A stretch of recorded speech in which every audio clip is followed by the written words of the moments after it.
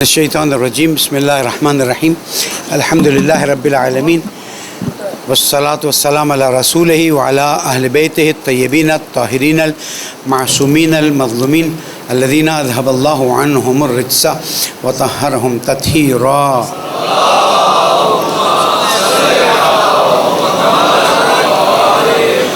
مومن کرام السلام علیکم ورحمۃ اللہ وبرکاتہ۔ اوصیکم ونفسی بتقوی اللہ ونظم امرکم۔ پہلے اپنے آپ کو پھر آپ سب کو نصیحت کرتا ہوں، وصیت کرتا ہوں، درخواست کرتا ہوں کہ اللہ کا احترام کیجیے، اللہ کی پرواہ کیجیے، اپنے امور کو منظم کیجیے، یہی کامیابی کا راستہ ہے۔ پالنے والے ہمیں صحیح معنی میں حسینی عزاداری برپا کرنے کی توفیق عطا فرما، ہماری نسلوں کو صحیح معنی میں مقصد امام حسین کو سمجھ کر عمل کرنے کی توفیق عطا فرما، ہم سب کی عاقبت بخیر فرما۔ درود پڑھ دیں محمد و آل محمد۔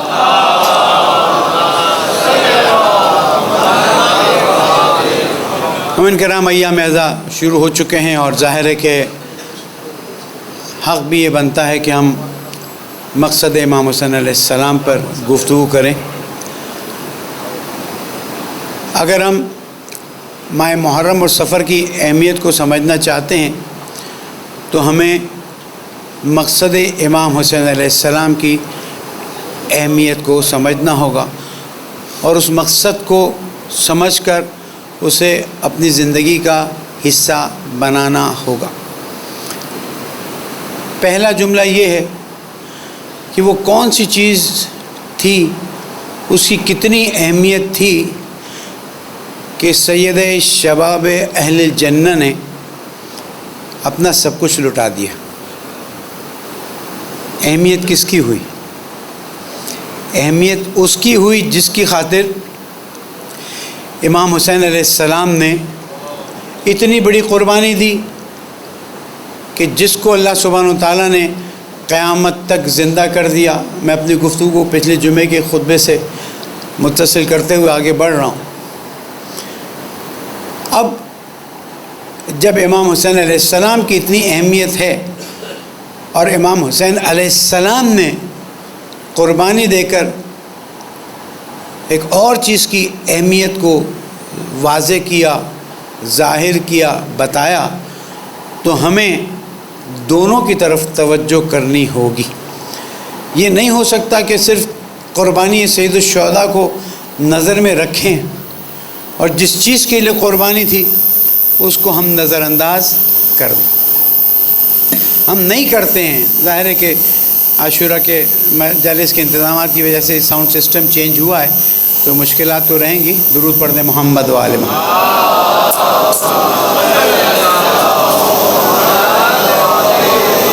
تو پھر آئیے سید الشہداء سے پوچھتے ہیں کہ آپ کس لیے نکلے تھے اور کیوں اتنی بڑی قربانی دی؟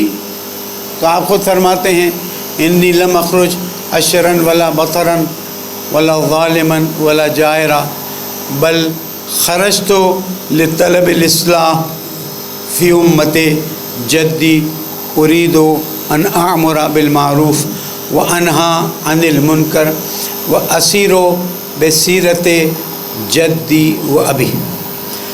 میں اشر و بطر، ظلم و جور کے لیے باہر نہیں نکلا بلکہ میں نکلا ہوں لطلب الاصلاح فی امت جدی، میرے نانا کی امت میں اصلاح کے لیے نکلا ہوں۔ میرا ارادہ ہے امر بالمعروف اور نہی عن المنکر، یعنی میں اپنے نانا کی امت میں اصلاح کے لیے نکلا ہوں اور میرا ارادہ ایک قرآنی حکم پر عمل کرنا ہے۔ وَلْتَكُنْ مِنْكُمْ أُمَّةٌ يَدْعُونَ إِلَى الْخَيْرِ وَيَأْمُرُونَ بِالْمَعْرُوفِ وَيَنْهَوْنَ عَنِ الْمُنْكَرِ، کہ تم میں سے ایسی امت ہونی چاہیے جو خیر کی طرف بلائے، جو امر بالمعروف کرے اور نہی عن المنکر کرے۔ تو سید الشہداء نے امر بالمعروف اور نہی عن المنکر کو اپنے اس عظیم مشن کا ویژن سٹیٹمنٹ سمجھیں یا مشن سٹیٹمنٹ سمجھیں، جیسے آج کل کیا جاتا ہے۔ اگر کوئی پروجیکٹ شروع کرنا ہو تو ایک ویژن سٹیٹمنٹ ہوتا ہے، ایک مشن سٹیٹمنٹ ہوتا ہے۔ میں ان جزیات میں نہیں جانا چاہتا، سید الشہداء فرماتے ہیں میں امر بالمعروف اور نہی عن المنکر کے لیے نکلا ہوں، تو آیا ہم بھی ایام عزا سے امر بالمعروف اور نہی عن المنکر کا درس لیتے ہیں، یا ایام عزا میں بھی منکر کو انجام دے رہے ہیں اور معروف کو چھوڑ رہے ہیں؟ منکر کیا ہے؟ ہر وہ چیز جو اللہ تعالیٰ کو ناپسند ہے، اور معروف کیا ہے؟ ہر وہ چیز جو اللہ تعالیٰ کو پسند ہے۔ پھر اس کی پوری ایک شرعی گفتگو ہے، ایک امر بالمعروف کی شرائط کیا ہیں، نہی عن المنکر کی شرائط کیا ہیں۔ لیکن اس وقت ہم ایک کلی گفتگو کر رہے ہیں۔ کیا ہماری مجلسوں میں امر بالمعروف اور نہی عن المنکر کا خیال رکھا جاتا ہے؟ کیا ہمارے جلوسوں میں خیال رکھا جاتا ہے؟ کیا ہمارے تبرک اور نیاز میں خیال رکھا جاتا ہے؟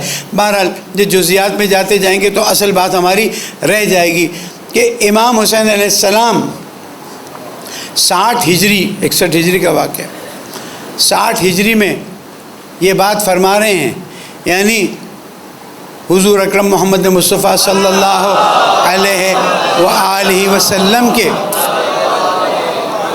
وصال کے نصف صدی ہونے پر یہ اعلان کر رہے ہیں، یعنی وہ دین جو قیامت تک باقی رہنے کے لیے آیا تھا، اس دین کے اندر دیکھیں نا، آپریشن جتنا بڑا مسئلہ ہوتا ہے آپریشن اتنا بڑا کیا جاتا ہے۔ مثلا یہ بلڈنگ جو ہے اس میں کچھ خرابیاں پیدا ہوئی تھیں تو ہم نے 2-3 سال پہلے اس کو رینوویٹ کرایا، ٹھیک کرایا۔ تو جو آرکیٹیکٹ تھے، جو انجینئر سے ہم نے پوچھا کہ یہ اس کی بنیادوں میں تو پرابلم نہیں، کہا نہیں مولانا بنیادیں بہت مضبوط ہیں، اوپر کی ظاہر چیزیں جو خراب ہوئی ہیں۔ میں نے کہا چلو اس کا مطلب ہے کہ بنیاد سے ہمیں اسے ٹھیک نہیں کرنا پڑے گا، اگر ہوتا تو ہمیں بنیادیں پوری کھود کے نکالنی پڑتی ہے، پوری بلڈنگ کھڑی۔ یہاں سید الشہداء دین کی بنیادوں کو ہلتے ہوئے دیکھ چکے ہیں، دین کی جڑیں کھوکھلی دیکھ رہے ہیں۔ کیا ہوا ہے مسلمانوں سے؟ جیسے میرا طریقہ ہے، سوال تو کیا جائے گا کہ نہیں کیا جائے گا کہ مسلمانوں جن کو قرآن مجید نے آیت تطہیر کا ایک خاص عنوان دیا، جن کو مباہلہ میں لا کر دکھایا، پچھلی گفتگوؤں کو نظر میں رکھتے جائیے، جن کو اللہ سبحانہ و تعالیٰ نے قرآن مجید میں پہچنوایا، جن کو رسول اکرم نے پہچنوایا، 50 سال کے اندر ان کے ساتھ کیا ہوا، اور ان کے ساتھ جو ہوا اسلام کے ساتھ کیا ہوا۔ میں کچھ نہیں کہتا، انسانی عقل پر بات چھوڑتا ہوں کہ اتنا بڑا آپریشن سید الشہداء نے کیا، اس کا مطلب ہے خرابی اتنی بڑی پیدا ہوئی تھی کہ نہیں ہوئی تھی؟ تم سید الشہداء کو جھٹلاؤ گے تو اس کا مطلب ہے تمہارا جنت سے کوئی تعلق نہیں، تمہارے اسلام سے کوئی تعلق نہیں۔ اور اگر تم سید الشہداء کی اس قربانی کو کم از کم کہتے ہو کہ انہوں نے قربانی دی، اب جو دو لوگ کہتے ہیں 2 شہزادوں کی بات تھی، ان کا اسلام سے تعلق ہی نہیں ہے، واضح طور پر کہتا ہوں۔ لیکن جو کہتے ہیں کہ نہیں امام حسین علیہ السلام نے، اور دیکھیں حق کتنا خوبصورتی سے ظاہر ہونا شروع ہو گیا ہے کہ اب لوگ اپنے بچوں کو یوٹیوب سے بھگا رہے ہیں کہ بھگاؤ ان کو، ایسا نہ ہو کہ چیزیں واضح ہو جائیں۔ سوال بنتا ہے، جب امام علیہ السلام سے کہا گیا کہ بیعت کریں، ہم نے کہا کل بازار میں آ جانا، اور اس کے بعد کیا فرمایا؟ انا للہ و انا الیہ راجعون۔ لوگ جمع ہو گئے، کیا ہوا؟ ارے نواز رسول انا للہ استرجاع پڑھ رہے ہیں۔ کیا فرمایا؟ وعلی الاسلام السلام، اسلام خدا حافظ، فیئرویل۔ اذا بولیت الامت برائن مثل یزید، جب امت کا ہاتھ ایک ایسے رائے یا ایسے کنٹرول یا سنبھالنے والے کے ہاتھ میں دے دیا جائے جو یزید جیسا ہو، وہ یزید رجل فاسق فاجر مولن بالفسق شارب بالخمر، یہ فاسق ہے، فاجر ہے، کھلے عام فسق کرتا ہے، شراب پیتا ہے۔ امام حسین علیہ السلام کیوں پہچنوا رہے ہیں؟ کیا ہو گیا ہے؟ امام حسین علیہ السلام پہچنوا رہے ہیں تاکہ آج جب 1445 ہجری کے جمعے میں سمی جیسا ایک خطیب آ کے بیان کرے تو کھل کے کہے کہ یزید وہ شخص تھا کہ جو شراب پیتا تھا، کھلے عام حرام کام کرتا تھا۔ 50 سال کے اندر کتنے سال؟ دیکھیں ہم نے نا کربلا کی اہمیت کو اس طرح سے اجاگر نہیں کیا جس طرح کرنے کا حق ہے. انشاءاللہ نماز جمعہ کے بعد، نماز عصر کے بعد خطیب توانا حجت الاسلام جناب محیط کاظمی صاحب ملتان سے تشریف لائیں، وہ مجلس سے خطاب کریں گے. آدھے گھنٹے زیادہ ٹائم نہیں لیں گے، جن کے پاس ٹائم ہو تشریف رکھیے گا تاکہ مطالب کو بہتر انداز میں آگے بڑھائیں. ایام اعزا ہے، جتنا قربانی دے سکیں وقت کا آپ کو ثواب ملے گا. سوال یہ پیدا ہوتا ہے، ابھی ہم کیا کہتے ہیں، پاکستان کو تو ابھی 70 سال ہوئے اور یہ حال ہو گیا. تو اگر پاکستان کا 70 سال میں یہ حال ہوتا ہے اور ہم سر پیٹ رہے ہیں، ہائے قائد اعظم پاکستان کا یہ حال ہو گیا، تو اسلام کا 50 سال میں جو حال ہوا تھا حسین ابن علی سر نہیں پیٹیں گے؟ کہ خلافت، ایک تو تم نے خلافت کو اس ڈائریکشن میں ڈالا، اس کے بعد اس کو ملوکیت میں تبدیل کر دیا. جناب مودودی کی کتاب پڑھیں نا آپ. اور اس کے بعد پھر ایسے شخص کو بٹھایا. اچھا ایسے شخص کا بیٹھ جانا نا بڑی بات نہیں ہوتی. پھر میں بتاتا ہوں. آپ کے یہاں ہوا رات کو پرائم منسٹر ہاؤس میں ایک صاحب گئے، انہوں نے کہا you are under house arrest, بیٹھو اب سے میں حکومت سنبھالتا ہوں. مشکل نہیں ہے، یہ ہو سکتا ہے. لیکن یہ کہ امت جا کے ایسے شخص کی بیعت کرے، دیکھیں حساسیت کو سمجھیں. ایک وقت ایک شمشیر لے کر آتا ہے اور کہتا ہے بس اب میں حکومت کروں گا، کی نا پاکستان کا حشر دیکھ لیں. لیکن ایک وقت ایسے شخص کی بیعت، اور لوگوں نے بیعت کی ہے.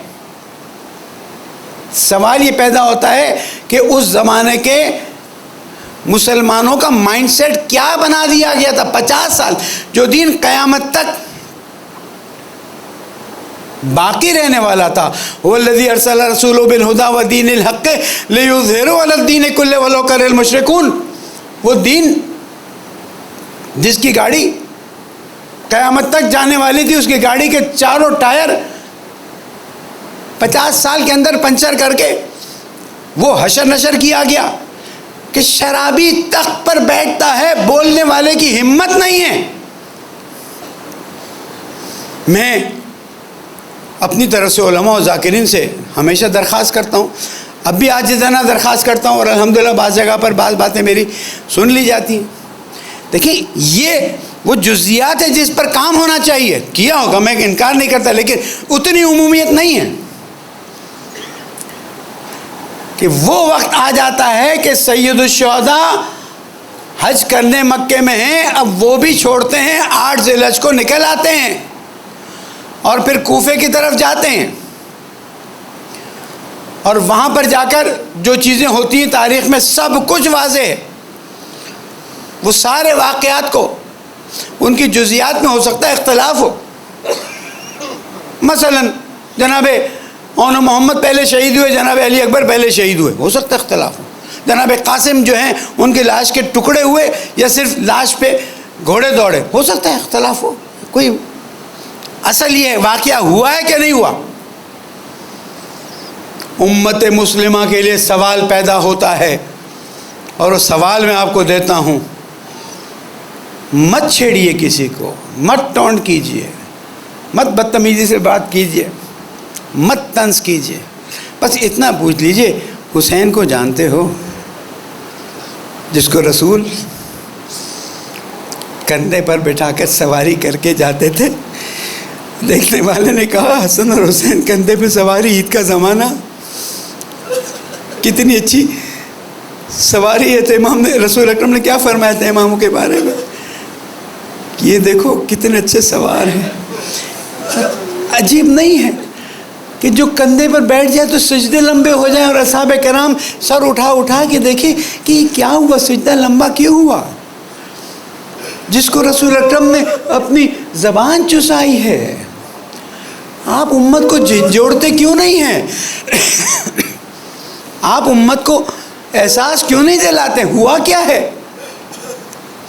کہ امام علیہ السلام آخر میں فرماتے ہیں یا شیعۃ آل ابی سفیان، اے آل ابی سفیان کے شیعوں، ان لم تکن لکم دینا ولا تخافون الآخرہ، یعنی سرٹیفکیٹ دے دی کہ اب جو میرے ساتھ جنگ کر رہا ہے اور مجھے شہید کرنے کے لیے آیا ہوا ہے اس کا اسلام سے کوئی تعلق نہیں ہے. فکونوا احرارا فی دنیاکم، اپنی دنیا میں تو آزاد رہو. یہ ہمارے لیے بھی ہے. اگر حسینی ہو تو آزاد ہونا ہوگا. حسینی ہو تو دنیا کی چھوٹی چھوٹی چیزوں پر پوسٹ اور مقام اور پتہ نہیں ٹرسٹ اور فلان اور فلان. امام حسین علیہ السلام نے پوری انسانیت کو جھنجھوڑا ہے، اور آپ بھی انسانیت کو جھنجھوڑنے کا وظیفہ رکھتے ہیں. سبیل وسیلہ، ماتم وسیلہ، نوحہ وسیلہ، مجلس وسیلہ، آنسو بہانا وسیلہ. اصل مقصد یہ ہے کہ انسانیت کو جھنجھوڑیں کہ دیکھو حسین ابن علی جیسی ہستی نے کربلا میں اپنے پورے خاندان کو لٹا کر بتا دیا کہ صرف اور صرف اسلام ہے جس کی خاطر ہر چیز قربان کی جا سکتی ہے. اور آج ہم محرم کی ابتدا میں اس گفتگو سے اپنے بات کو نتیجے تک پہنچاتے ہیں. ہمیں دیکھنا یہ ہے کہ 2 مہینے 8 دن مجالس میں جو مسلسل شرکت کریں گے جس کا ثواب بھی ہے، اور انشاءاللہ جناب سیدہ آپ کو ان آنسوؤں کا اجر بھی اللہ سبحانہ و تعالیٰ سے لے کر عطا فرمائیں گی کہ جو آپ سید الشہداء اور کربلا کے واقعے میں بہائیں گے، جو زحمتیں اٹھائیں گے، جو تکلیفیں اٹھائیں گے. لیکن دیکھنا یہ ہے ان زحمتوں اور تکلیفوں کا اثر میرے دل پر، میرے اخلاق پر، میرے کردار پر، میرے رفتار پر، میرے گفتار پر، میرے عقیدے پر ہوتا ہے یا نہیں ہوتا. اگر رسومات میں وقت گزار دیا تو آپ جانے اور جناب سیدہ جانے پالنے والے دعاؤں کو قبول فرما، پریشانیوں کو دور فرما، عاقبت بخیر فرما، حسینی عزاداری برپا کرنے کی توفیق عطا فرما. پالنے والے جو جوان یہاں عزاداریوں میں محنت کرتے ہیں، کوشش کرتے ہیں، جہاں جہاں پر بھی ہیں، ان کی اور تمام عزاداروں کی جان مال آبرو کی حفاظت فرما، پریشانوں کی پریشانیوں کو دور فرما.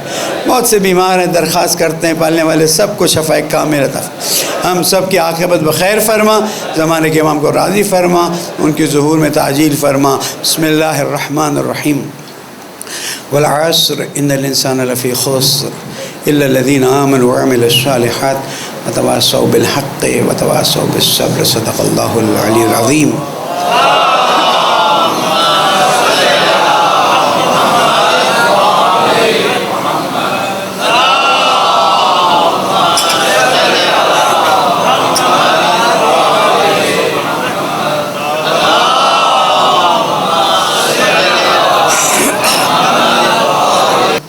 اللہ سبحانہ و تعالیٰ ہم سب کو بہترین رضاداری قائم کرنے کی توفیق عطا فرمائے. کچھ چھوٹی چیزیں ہیں ان کو بیان کر دوں پھر آگے بڑھتا ہوں. دیکھیں پاکستان کسی بھی نعمت سے خالی نہیں ہے. میں پچھلے ہفتے بلوچستان کے دورے پر گیا، وہاں کے لوگوں سے بات کی. سونے کی کانیں جس علاقے میں ہوں وہاں کے لوگوں کے حالات میں زیادہ ڈسکس نہیں کرنا چاہ رہا، صرف اشارہ کر کے اپنی بات پہ آ رہا ہوں. گیس وہاں پر ہے، کوئلہ سندھ میں موجود ہے. آپ سکھر سے موٹر وے پر چلے جائیں پشاور کے پی کے بارڈر تک، آپ کو سبزہ ہی سبزہ نظر آئے گا. کچھ کسانوں سے بات ہوئی، کہا مولانا اس دفعہ گندم کی بمپر کراپ ہوئی. پھر کے پی کے میں چلے جائیے، پھر گلگت بلتستان چلے جائیے، پھر پانی دیکھ لیجئے. کوئی نعمت ایسی نہیں ہے کہ جو میرے ملک کے پاس نہ ہو. لیکن افسوس کہ مجھے IMF سے قرضوں کی ڈیل لینی پڑتی ہے اور ان قرضوں پر پھر سود بھی دینا پڑتا ہے. یہ مسائل بہت گمبھیر ہوتے جا رہے ہیں اور ہمیں اس میں لپیٹا جا رہا ہے. اور صرف اس کی ایک وجہ ہے کہ جو بھی لیڈرشپ آتی ہے وہ ایسے طریقہ کار اپناتی ہے کہ اس کی حکومت باقی رہے، باقی جو ہوتا ہے وہ ہوتا رہے. بجلی کے بل دیکھ لیجئے، اب گیس کا جو ہونے والا ہے، پٹرول کی صورتحال جو خطرناک ہونے والی ہے. میں اتنا ہی کہوں گا، جو ذمہ داران ہیں وہ سوچیں کہ یہ حکومت آپ کو کتنے عرصے تک ملے گی. جتنے عرصے فرعون نے حکومت کی، کتنا پیسہ آپ کو ملے گا؟ جتنا فرعون کو ملا تھا، قارون کو ملا تھا. پھر کیا؟ چلے جائیے مصر، احرام مصر میں جا کے ان کی بے بس لاشوں کو دیکھ لیجئے. آپ کا تو وہ حال بھی نہیں ہونے والا. کیوں مظلوم عوام پر اتنا ظلم کر کے، ان کا خون پسینہ چوس کے، ان پر حکومت کر کے اپنے آپ کو ایک ایسی مصیبت میں ڈال رہے ہو کہ جس سے تم نہیں نکل سکو گے؟ بھئی ان ربک لبالمرصاد، جو بات جو آیت قرآن مجید میں کہ مرصاد پہ اللہ تعالیٰ کھڑا ہے کہ جب جا رہا ہوں گا مجھے روکا جائے گا. میں سمیع صاحب میرے جوتے پہ آپ نے میری اجازت کے بغیر پیر رکھا تھا، میرا حق ضائع ہوا ہے. میرے پیٹرول پمپ پہ سے آپ گاڑی گزار کے چلے گئے تھے، آپ کو میں نے اجازت نہیں دی ہوئی تھی. Very small and simple example.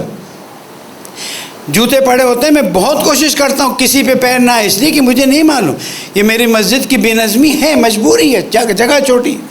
اچھا ہم چاہتے ہیں کہ بعض حرم کی طرح پلاسٹک کی تھیلی دے دیں تاکہ اس میں ڈال دیں، لیکن کبھی بارشوں میں مشکل ہوتی.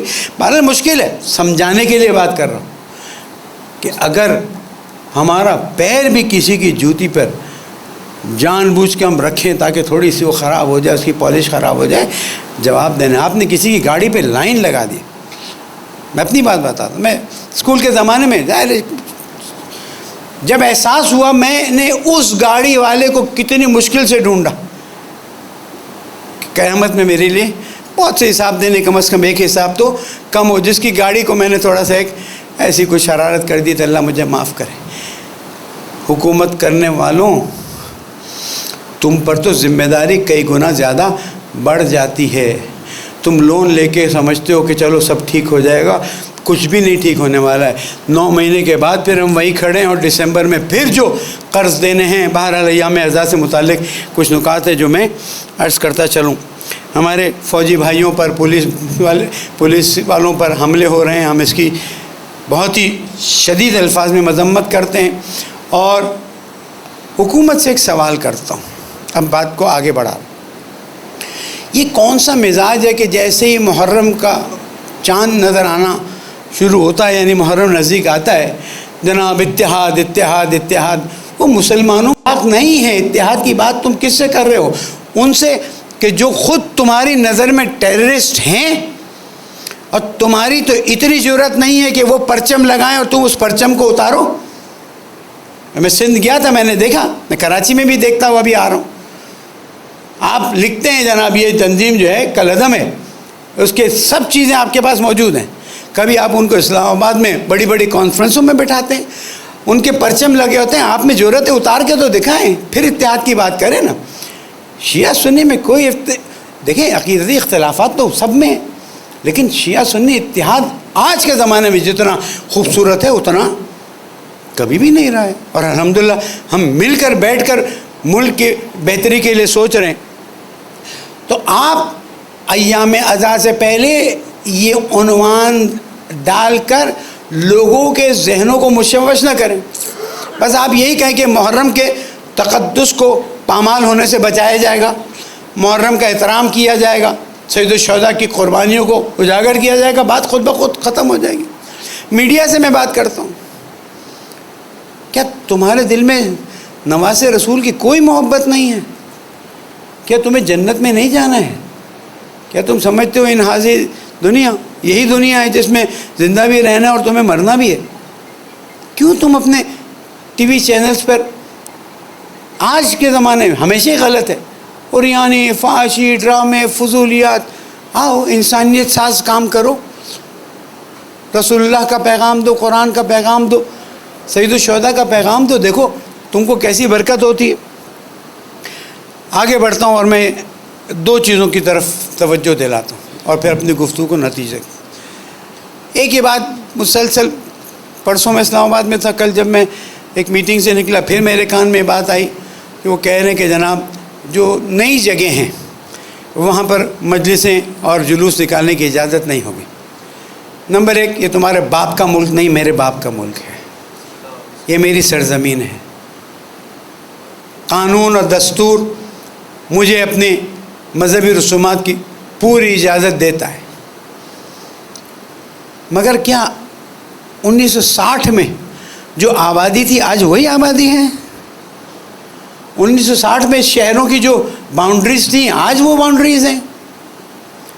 جو سوسائٹیز اس زمانے میں تھی آج وہ سوسائٹیز ہیں؟ بیٹھے ہیں ہمارے بزرگان جہاں پر اسکاؤٹس کی کیمپنگ ہوتی تھی اور رات جنگل میں جانے سے گھبراتے تھے، گلستان جوہر، آج وہ شہر کا بیچ کا حصہ بن گیا. نئی سوسائٹیز، نئی آبادیاں سب کچھ آ رہی ہیں. اور پھر کیا تم نے नई मस्जिद बनवाना बंद कर दी है, नए मंदिर बनवाना बंद कर दिए हैं, नए क्या कहते हैं चर्च बनाना बंद कर दिए, नए गुरुद्वारे बनाना बंद कर दिए, सब बंद कर दिया है कि तुम कह रहे हो कि आज़ादारी शहीद शुहदा भी नहीं होगी नई वाली। और अगर सबकी इजाज़त है तो सईद शुहदा की आज़ादारी, क्या तुम्हारी माँ ने अहले बैत की मोहब्बत का दूध नहीं पिलाया तुमको? क्या तुम्हारी सोच यजीदियों वाली सोच है? हुकूमत, मशीनरी और जो भी साहिब इख्तियार है वो ये जान ले, हम हर चीज़ बर्दाश्त करते रहें और करते रहेंगे, हम आज़ादारी पर एक कदम भी, एक लफ्ज़ भी पीछे हटने के लिए तैयार नहीं हैं। लब्बैक या हुसैन, लब्बैक या हुसैन। कायदे मजलिस जाफरिया ने मुहर्रम कमेटियों का ऐलान किया और अल्हम्दुलिल्लाह जैसे ऐलान हुआ, जहाँ जहाँ मुश्किलात थी फ़ोन आते गए और हमने अभी तक उसको हल किया है। लेकिन एक बात बता दें कि अगर कानून के दायरे में रहकर चलोगे, आईन पाकिस्तान के दायरे में रहकर चलोगे, पूरा ताउन करेंगे, इसलिए कि नज़्म व नस्क के तो हम कायल हैं। हमारे मौलाना ने शहादत से पहले फरमाया उसीकुम बितक़वल्लाह व नज़्म अमरिकुम, हम नज़्म के ख़िलाफ़ नहीं हैं।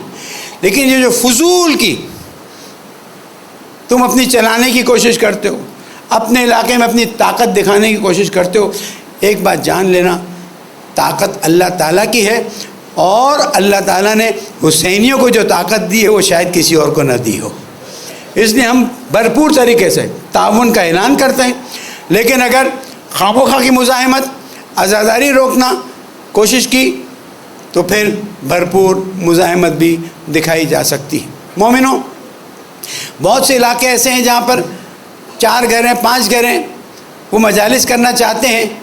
दूर रहने वालों पर वजीफ़ा है कि वो जाएं वहाँ पर और उस आज़ादारी को भी भरपूर तरीके से मनाएं, साथ दें। ये ना कहें वो तो उस इलाके की मजलिस है। ये इलाकों की मजलिस नहीं होती, ये ट्रस्टों की मजलिस नहीं होती, ये मस्जिदों की मजलिस नहीं होती है, ये सईद शुहदा की मजलिस होती है, इमाम हुसैन अलैहिस्सलाम की मजलिस होती है। और जहाँ पर भी मजलिस में लोग कम पहुँच रहे हैं, अपनी जेब से खर्च कीजिए, जाइए, हाज़िरी दीजिए। क्या पता वहीं पर जनाब ज़हरा तशरीफ़ रखती हो कि मेरे हुसैन का गम मनाने वाले यहाँ पर कम है, मैं आ जाती हूँ। याद रखिएगा आपका अजर सिर्फ जनाब ज़हरा सलामुल्लाह अलैह पर। मैंने पिछले जुमे भी अर्ज़ किया था, फिर अर्ज़ करता हूँ, खुदारा जुलूस में शिरकत हमारा दीनी वजीफ़ा है। फिर से कह रहा हूँ, जुलूस में शिरकत हमारा दीनी वजीफ़ा है। जितना हो सके जुलूसों में शिरकत कीजिए, लेकिन नज़्म व ज़ब्त के साथ। हम खामोखा किसी की दिल आज़ारी के कायल नहीं हैं, हम कोई भी सिस्टम ख़राब नहीं करना चाहते हैं। जुलूसों में जाएं तो नज़्म व ज़ब्त के साथ जाएं। अब स्काउट राब्ता काउंसिल के ज़िम्मेदार आए थे मेरे पास, मैंने अर्ज़ किया, मैंने पिछले हफ्ते भी बात की थी, मैं फिर तकरार कर देता हूँ। जब नुज़ूरात को चूमने जा रहे हैं तो ख़वातीन अलग रहें, मर्द अलग रहें। देखिए ना, मैंने अर्ज़ किया ना, अमर बिल मारूफ और नही अनिल मुनकर इमाम हुसैन अलैहिस्सलाम की मूवमेंट की असल से जान है। तो अगर हमारे जुलूसों में ऐसी चीज़ हो जाए, सबीलों में बहनें एक तरफ हों, भाई एक तरफ हों, जुलूस में बहनें अगर आती हैं अहलन व सहलन, हम ख़ुद भी इस बारे में कहते हैं बहनें आएँ, लेकिन हिजाब का ख्याल रखें, इससे कि असल मसला हमारा हिजाब का है वो कायम रहे। फिर भरपूर बहनें जुलूस में शिरकत करें। जब जुलूस में आएँ हंसी मजाक नहीं होनी चाहिए, अगर कोई कर रहा है आप उसे साइड पे ले जाएं। खुदारा सईद शुहदा के गम का जुलूस है, ये कोई कार्निवल या फेस्टिवल नहीं है। तबरुक बांटने वाली ट्रक जो हैं, सबीलें जो हैं, वो तबरुक का एहतराम करें। मैंने पिछले जुम्मे एक जुमला कहा था, लोगों को थोड़ा भारी पड़ा कि जो खाते हैं वो भी तबरुक है, जो उसका कागज़ है वो भी तबरुक है, उसको सही तरह से आप डिस्पोज ऑफ करें। ये नहीं है कि आप रास्ते में डाल दें, उसमें भी तबरुक चिपका हुआ है, पैरों पे से जा रहा है, ये आपकी ज़िम्मेदारी है और आपको इसका ख्याल कर। इस साल मस्जिद बक़ीतुल्लाह से मूवमेंट चलाएँगे हम, अल्हम्दुलिल्लाह। नौजवान डस्टबिन लगाते हैं, हम उस डस्टबिनों में डालेंगे। नहीं है मैं अपने पास थैला शॉपर रख लूँ, नहीं है तो मैं अपनी जेब में डाल लूँ, लेकिन जहाँ मजलिस ख़त्म हो वहाँ पर कूड़ा करकट नज़र नहीं आना चाहिए। जुलूस ख़त्म हो, कूड़ा करकट देखने वाले देखें कि नहीं ये आज़ादार कौम है, अल्लाह रसूल और अहले बैत पर ईमान रखती है और बेहतरीन तरीके से आज़ादारी करती है। फिर मैं एक बात कहूँगा कि नज़र व न्याज़ करने वाले भाइयों और बहनों, भरपूर नज़र व न्याज़ करें, جو پچھلے سال کرتے تھے اس سے زیادہ کریں، لیکن نظر و نیاز وہاں کریں جہاں پر کچھ نہیں پہنچتا ہے۔ آپ کی دعا سے الحمدللہ زہرا اکیڈمی اس سال قائد محترم کے حکم پر 1000 جگہوں پر اشرے کرا رہے ہیں۔ میں کوئی چندہ نہیں مانگ رہا، اس سے پہلے کہ میں 1000 اشرے کا اعلان کروں میرے سپانسرز آ گئے اور جناب زہرا اور امام حسین کے نام پر پورا ہو، مجھے پیسوں کی ضرورت نہیں ہے، الحمدللہ رب العالمین۔ اور اگر میں یہاں خدمت بھی کرتا ہوں تو اس لیے نہیں ہے کہ مجھے یہاں سے کوئی چیز چاہیے یا ملے، اللہ کا بہت شکر ہے کہ اللہ تعالیٰ نے ایسی قوم و ملت سے بنایا ہے۔ لیکن میں آپ سے نصیحت کرتا ہوں، رات کو آپ نے دیکھا کتنا رش تھا، ماشاءاللہ پبلک جو آئے تھے، دیکھا یہ تو پہلی رات تھی اور یہ حال تھا، 7-8 محرم کو کیا ہوگا۔ لیکن ایسی بھی جگہ ہیں جہاں پر تبرک ایک مقدس چیز ہے، آپ تبرک کے پیسے جمع کریں، بچوں کو بھی کہیں اس سال یہ رسم ڈال دیں، ایک گلہ لے لیں، روز 1 روپیہ ہی صحیح، روز 1 روپیہ ہی صحیح، وہ بچے سے کہیں پتہ نہیں 1 روپے کی اہمیت کتنی ہے، وہ جو بھی سکہ ہے 5 روپیہ آپ گلے میں ڈالیں، اسے کہیں یا حسین بول کے ڈال، اور جب پہلی محرم آئے گی زندہ رہے گا تو یہ توڑیں گے، اس سے تبرک ایسی جگہ بھجوائیں گے جہاں پر لوگوں کو تبرک نہیں ملتا ہے۔ تبرک ایک مقدس چیز ہے، لیکن اس کے صحیح ڈائریکشن میں استعمال کو ہم ریکویسٹ کرتے ہیں تاکہ بھرپور مجلسیں برپا ہوں اور پوری دنیا میں سید الشہداء کا پیغام پہنچایا جا سکے۔ پالنے والے گناہوں کو معاف فرما، پریشانیوں کو دور فرما، عاقبت بخیر فرما، پیارے ملک پاکستان کو امن کا گہوارہ بنا دے، اس کے خلاف ہونے والی سازشوں کو نابود فرما دے، انتظامیہ جو عزاداری میں تعاون کرتے ہیں ان کی توفیقات میں اضافہ فرما دے، جو خراب کاریاں کریں واصل جہنم فرما دے، پالنے والے زمانے کے امام کو راضی فرما دے، ان کی ظہور میں تعجیل فرما دے۔ بسم اللہ الرحمن الرحیم۔ اذا جاء نصر اللہ والفتح ورأيت الناس يدخلون في دين الله أفواجا فسبح بحمد ربك واستغفره إنه كان توابا۔ صدق الله العلي العظيم۔